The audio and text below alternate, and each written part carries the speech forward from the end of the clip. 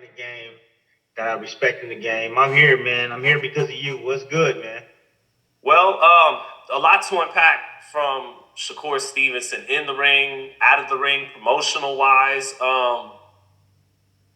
Let's start in the ring. Yeah, what you let it be known last night that you weren't really that critical of the performance. A lot of other people on social media, boxing fans, media, some mainstream media, very critical of the performance. About a little less than 24 hours removed. What are you thinking about it now? I went back and watched the broadcast. I mean, I have the fight in my mind. I've always thought that Shakur Stevenson was a brilliant boxer. I still do think he's a brilliant boxer, man. Very few guys that can get in and stay in the pocket as well as he does, fight as well as he does inside the pocket, stay as close to his opponents and make them miss and make them pay. But at the same time, and I've had this talk with Shakur, even when I had, you know, gave him criticism for the Nakatila fight. He had pulled me aside. I think it was at his home. It was in New Jersey.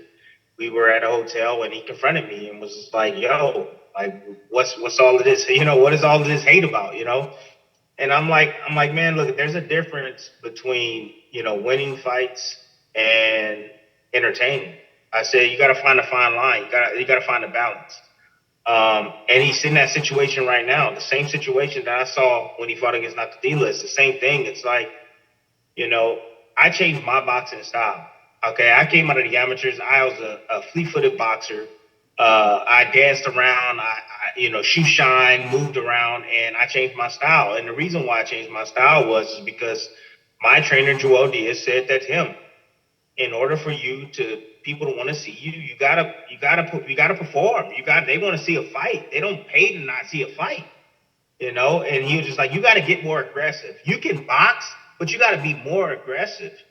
And so we worked on that, man. That's what we worked on. And I saw a tweet, something about, I don't know the exact tweet, but it was something about like you had 12 knockouts in your career, Tim.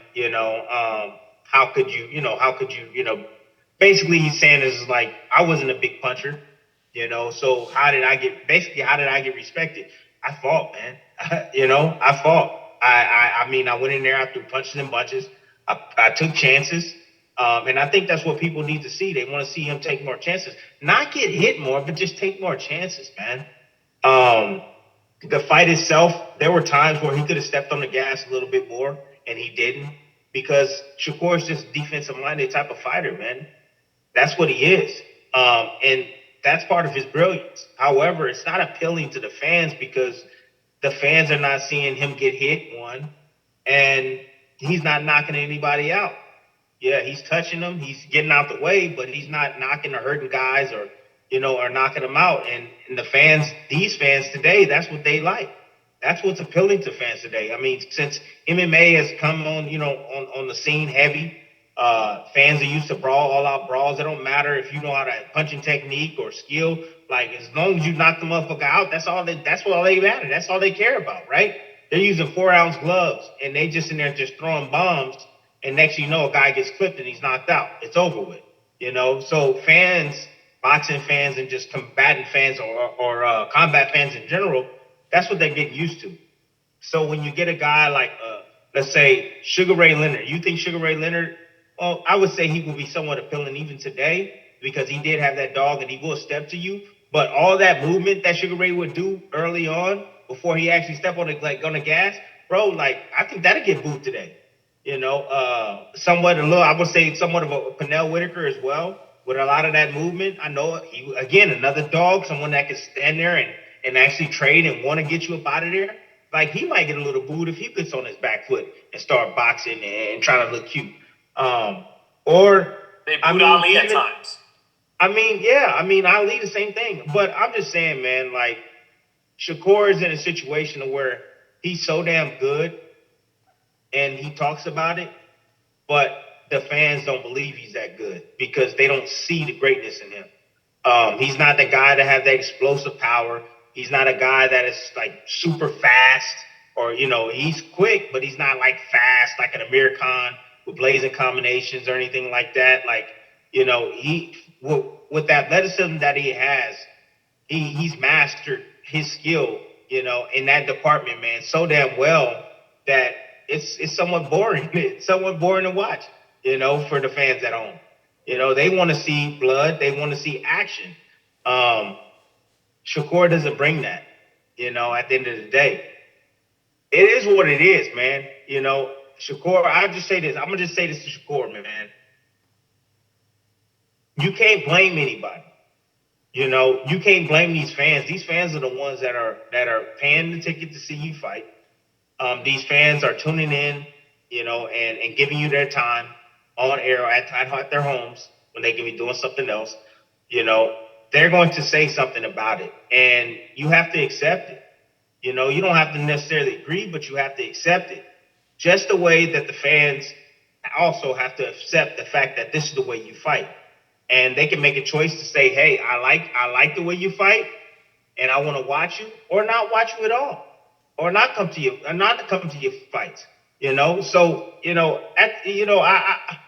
it's hard, man. It's hard because I like the kid, man. Believe it or not, I like the kid, man.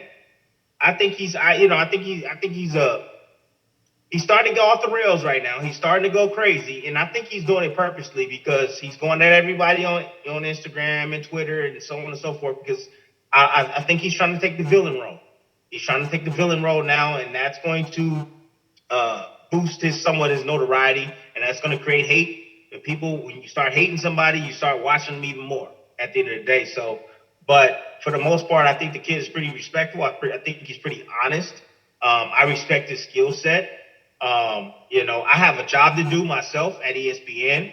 I know he said something about as far as like, oh, but the coffee thing that I did at the beginning. Well, I did need a coffee at the end of the night. I mean, the last fight that you put on, I mean, it was boring. It was. No ands and buts about it. But I can tell you this: I thought I was fair. I didn't tear you down. This fight, I thought I was fair. I didn't tear you down. I was fair, man, and honest, and gave my honest assessment on what was going on. And I did my best to try to educate the fans on the brilliance of boxing because I don't want the brilliance of boxing leaving the game. Yes. I want the brilliance of boxing to still be at the forefront of the game, bro. Still be respected, man. Valued, right? And value, yes, because there's something to be said about that. Because you fought. It's harder to fight the way Shakur fights than to just go in there and throw punches. It's hard. It really is. So, And you have to be gifted to do that too. There's some guys that could train all day and night, and they're not going to be slick like that. You have to be gifted. Yeah. And he is, and he's honed his skills. And it's sad to see the kids go off on his rails, man. You got to stay off of social media, man. You got to stop caring about all this stuff, man. Like you just got to tend to your business and just continue to win and dominate, man. That's it. At the end of the day, I mean, you don't have to bicker with this person and bicker with that person. And I get it. You trying to create yourself and become a villain or whatnot, man. But like you're wasting your time, man. You're wasting energy. You're not gonna win on the internet. You're not going to win those battles. You're not going to win those battles on Twitter. People are going to continue to talk about you. And as long as you continue to say that you're the best and go in there and fight the way you fight, which I think is brilliant, but at the same time, it's not appealing to the fans, man. They're gonna have their opinion about you, and you just have to accept it. It is what it is.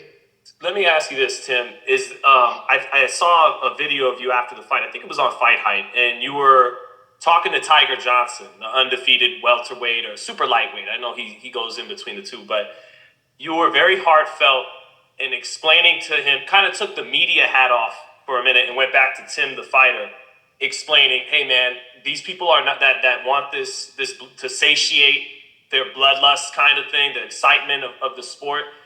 They're not going to be there with you in the hospital when you're concussed after a fight and all that, right?" And that's a great point. But maybe with Shakur, as we keep talking about the fans and the entertainment value, is it maybe just for Shakur, there's a disconnect there? That's a wrong way of looking at it. Forget the fans and the excitement for a minute. You're capable of more.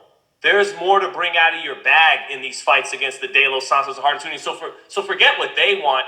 Don't cheat yourself and your skill set and what you're capable of. Do you think maybe if he looked at it that way, I need to fight a little bit better because I can, because I'm capable of it, instead of I need to fight better to please other people. Maybe that could bring it about. What do you think about just all that, Tim?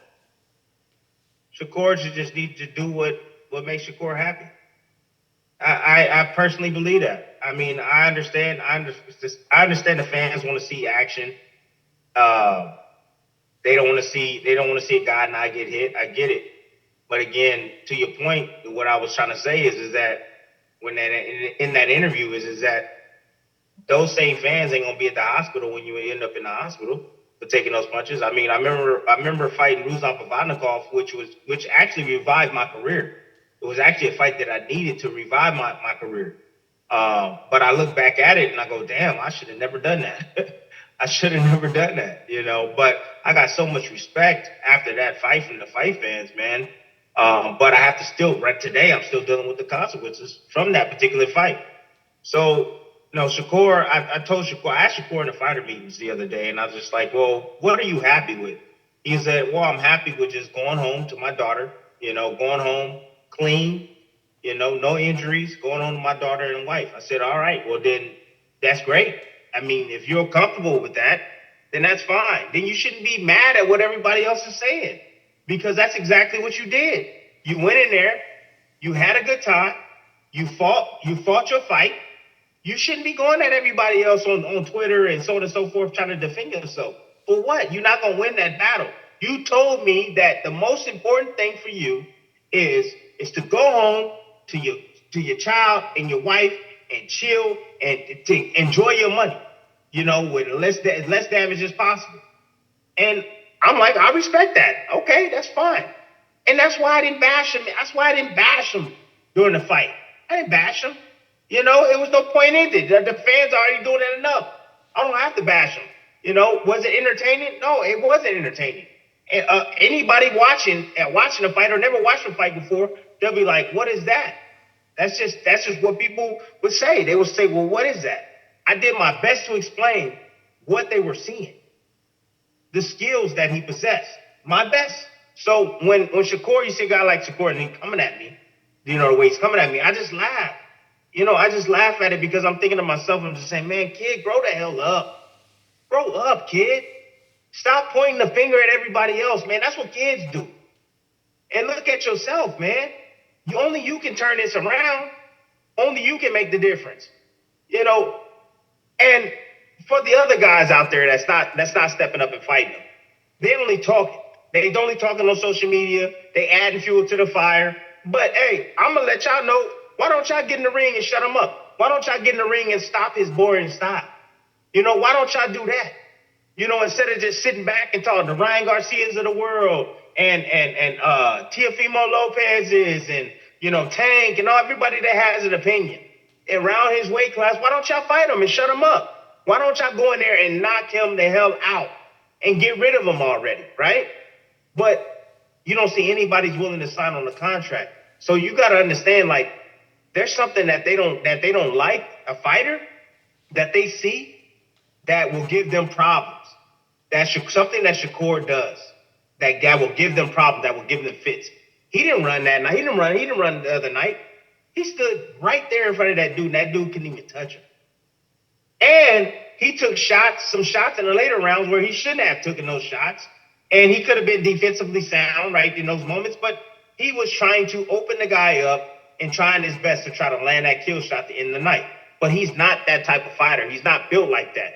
You cannot compare Shakur and Tank. You can't compare the two. They're two different styles. And styles make fights at the end of the day. So whatever Martin did to this guy, Artem, it's going to be different than what Shakur does. Shakur completely dominated this guy. Like this guy couldn't do anything to him. Shakur done whatever he wanted to do. But the only thing he didn't do was stop him is because he got into an argument with his corner. Now that right there, he got to fix. He got to fix that. That's a problem. When you start arguing with your corner, your grandfather trying to tell you, from the outside looking in what you need to do and what can help you, and you keep going back and forth, your grandfather telling you go left, and you saying, why wait left? And he goes right and go left. Like, bro, like you gotta figure some things out there because this is not healthy. It's not healthy. You want to be the only one in there fighting? You want me to just come in and give you some water? I'll just come give you some water. That's no problem. You don't want no advice from me? I'll come there, but man, they gotta fix that, man. Shakur gotta fix that, man. I understand that he's a master at his craft or whatnot, but you gotta listen to your corner, young man. And stop being a brat, man. He wants the Roger Mayweather advice. Keep doing what you're doing.